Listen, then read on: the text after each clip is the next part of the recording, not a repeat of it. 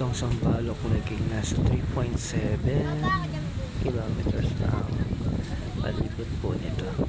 Kaya dito po mga nagja-jogging, marami po nagja-jogging po dito tuwing umaga.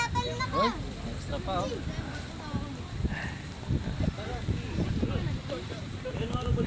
Ayan. Masarap na tumayan sa Bahapo. Dito sa Sampaloc. Kaya mga estudyante, mag-aaral dito sila pupunta. Mag-relax sila sa stress sa school.